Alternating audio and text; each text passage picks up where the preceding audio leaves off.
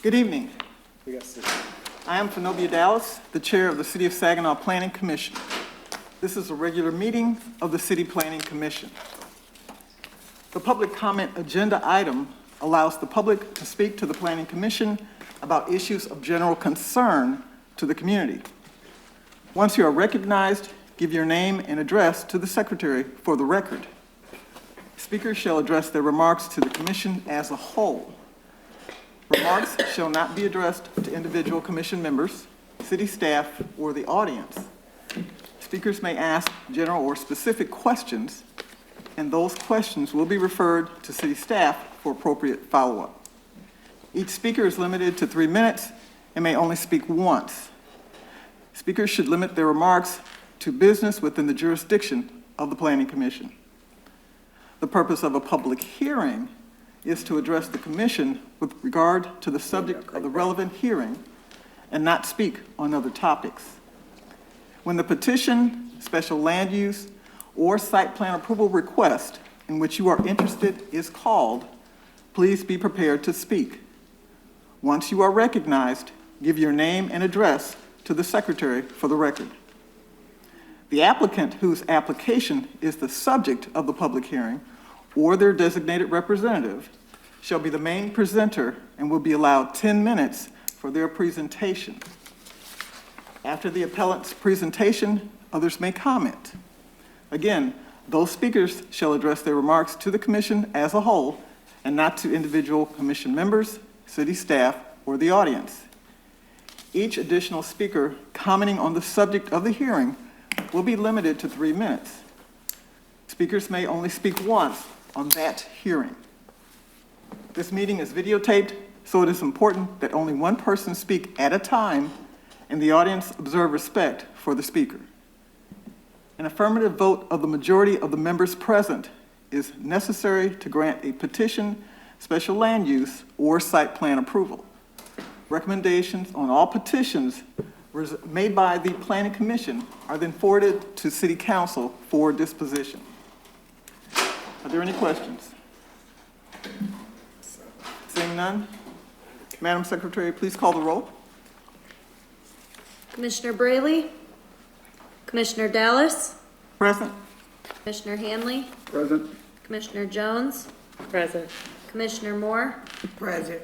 Commissioner Nash? Present. Commissioner Nightingale? Commissioner Osash? Present. And Commissioner Zwerko. Here. All right, Madam Chair, you have a quorum. Thank you. First item on the agenda is approval of minutes from August 24th, 2021. Do I have a motion? So moved. Moore. Second, Osash. Thank you. It has been moved and seconded to approve the minutes from August 24, 2021. All in favor? Aye. Opposed? Abstentions? Thank you. It has been moved, approval of the minutes has been moved and approved, I'm sorry. The next item on the agenda is the approval of the agenda for September 28th, 2021. Do I have a motion? So moved. I'd like to ask a question. Is marijuana spelled right? Yes. Yeah. Okay, that's spelled right. 'Cause I've seen it with the J in there sometimes too. Under the state law, everything is spelled with an H, so that's how our ordinance and everything else. What's it spelled under federal law? I'm kidding. It has been moved and seconded to approve the agenda of September 28th, 2021. All in favor? Aye. Opposed? Abstentions? Thank you. The agenda has been approved. The next item is public comment. Again, this is an area for the public to speak to the Planning Commission about issues of general concern to the community. If you would like to speak, please step up to the podium. Anyone have any general comments they wish to speak to the commission about? Any general comments from the public to the Planning Commission? Thank you. The next item on the agenda is our new business.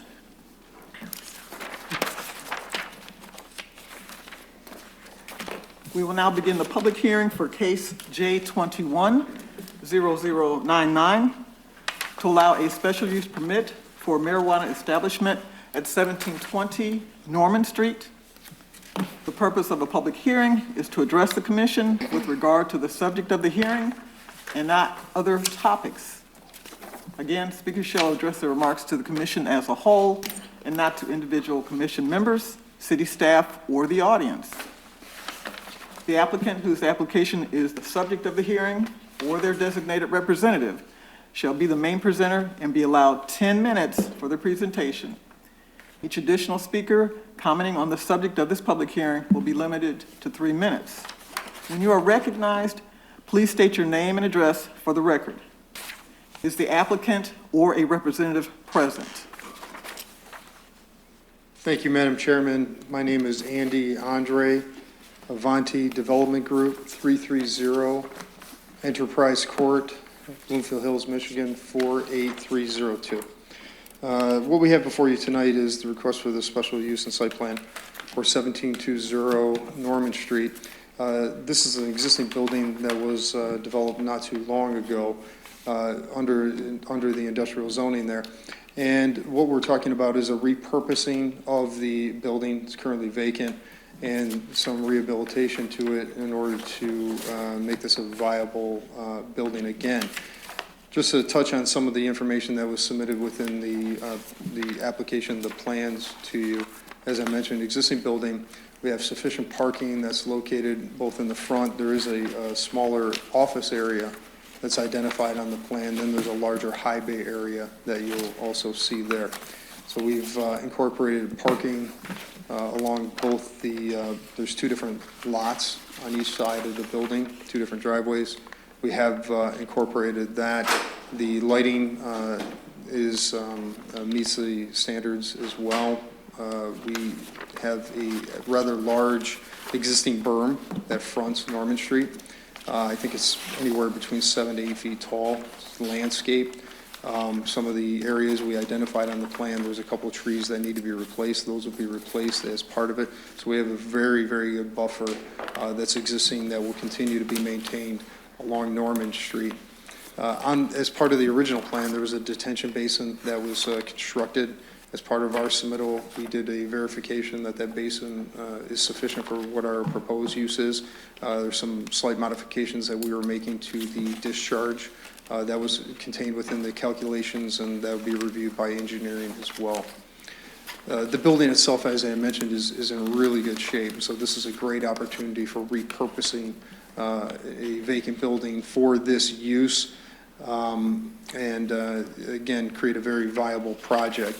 And when we look at it and we talk about the viability of the project, one of the things is when we look at the ownership group, the applicant that's come forth, they have pre-qualification with the state. They're operating in 7 other facilities as well. And for this project in particular, they already are fully funded. So there's memberships of the members of the ownership group that are here that can talk a little bit more about the operations and maybe some of their background. But as far as the plans are considered, we meet the requirements when it comes to the special land use. And when we look at those items in particular about, the reasonably promote use and land as social and economic desirable manner, we have that with I think the repurposing of the building, maintaining that screening and the enhancements that we're doing, the public convenience at this location. As I mentioned, obviously it's an existing building, and so we're not impeding or encroaching on anything in that manner. Compatible with the uses, we have railroad that's behind us, and so this building really wouldn't be doing anything further than what it is right now. Located and proposed to be operated, public health, safety, and welfare. Again, we would be, the improvements that we'd be doing on the interior would be all contained there, and the repurposing of this project is beneficial. And so if you continue to go on through the different items of the special land use, we hit on all of these. We do also have the the police have also reviewed the security plan and signed off on this. So we feel that we've put together a good project, again, that's a good use for this building. And again, membership of the ownerships are here. Nicole is here to talk a little bit more about the company itself and some of the plans that they have. Thank you. You're welcome. Hi, good evening. My name is Nicole Milton, 19335 Red Maple Court, Southfield, Michigan. I'm here to discuss a lot of the employment plans and the community outreach that we have done and that we are doing moving forward. We specifically want to focus a lot more so on the Black and Indigenous people of color, youth, individuals, second chance programs to bring employment back into, or add employment, I should say, into the neighborhood. And the owners are very dedicated. They have done that in all their other facilities. They want to make sure that they're going to be hiring out of the 48, is it 601, 601, and 602 area codes, starting there with a 30 to 40% employment, and then they will expand out from that particular area to bring some in, more employment in. They want to start at $15 an hour. And as they grow and all of their facilities grow, then they're going to look at a larger plan as far as health insurance and all the other things that they will be adding into that. But, you know, each block by block, as they continue to grow, then they will add those benefits along with it. We also want to have open channels with our neighbors, with our neighboring businesses, to make sure that as we all grow together, we support each other and have a relationship there. I think that's very important. A lot of times when new businesses come into the area, they stay to themselves. These owners are not the type of people that want to stay to themselves. They feel like as a community, the community grows together. Not any one individual does anything by themselves. So that is high on their agenda as well. I do a lot of community outreach for several of their facilities, just in general on businesses. And I have to say that they are probably the most diligent group of guys and a couple females as well that work together in the community. And it has shown in their reputation for many years that I've known them. I've known all of them, most of them for over 20 years now. So I have a lot to say about that. We have Joe Mendez here, who is getting in. He is our community partner.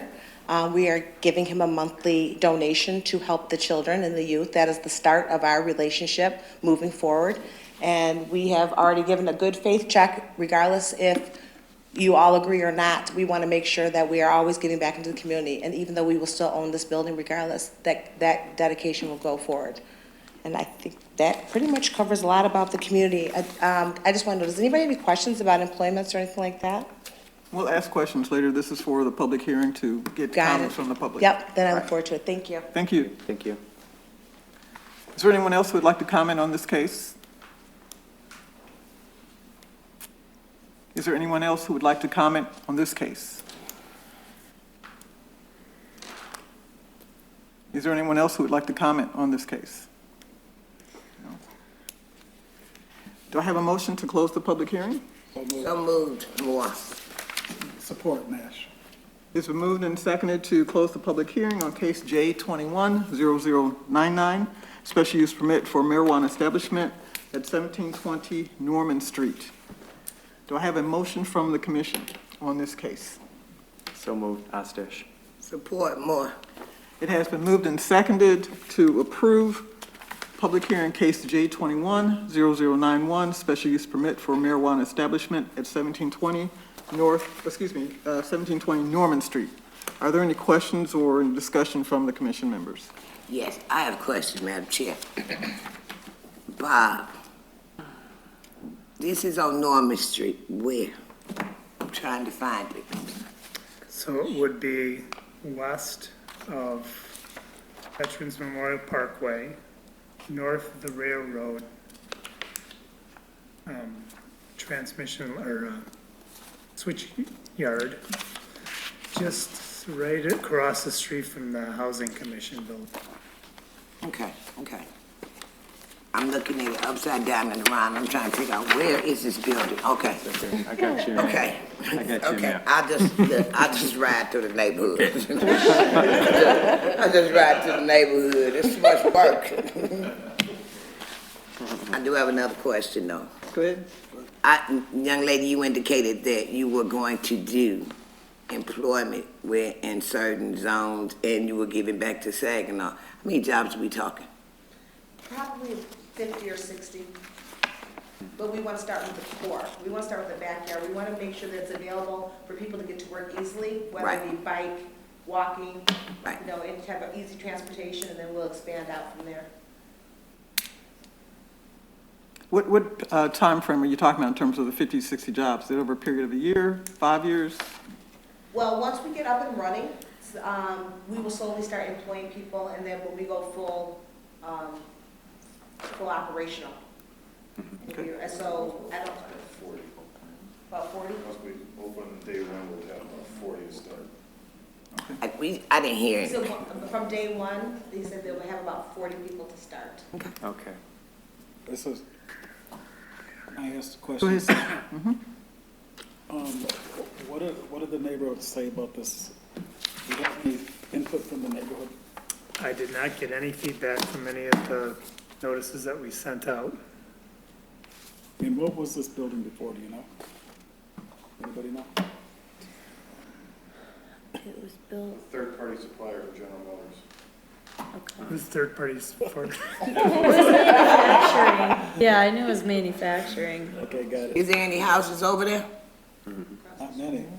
To the north. I don't think so. That's in the green. That's okay. The North Fair Housing Commission houses. Any other questions from the commission? Just a comment. It's funny. Are the positions in the beginning just being more part-time jobs then? Because you were explaining this would be like a progression of, No, they're full-time? They're full-time. Okay. They're full-time, starting jobs, starting at $15. Okay. And I do know Mr. Mendez personally. So he's a very good individual in the city. He's a great asset for the things that he is doing. So I'm glad to see that Joe is involved in this today. The folks, age ranges that you're looking to hire, is it out of high school, 18? 18 to 35. Okay, all right, thank you. All right. And I also, I was excited to hear that you were targeting more of a person of color and some of the indigenous folks. So that's nice that you're doing that. And me too. So I have both worlds. I'm local tribe, myself, local tribe here in the area that you was. But I just lost my thought. But some of the other businesses that I did talk to that I've already opened to, all but one of their employees was locally, is from, all their employees are from the local area except for one. So that's really exciting. So thank you. I have a question about the odor omission or emitted policy or program. And it's an active carbon filtration system is being proposed as part of the project, and negative air pressure will be maintained. My first question is, just as a point of information, what is negative air pressure? That's actually a very good question. And so as part of the mechanical systems, obviously, as you could imagine, they're pretty complicated systems. They're intended to move air quite diligently through the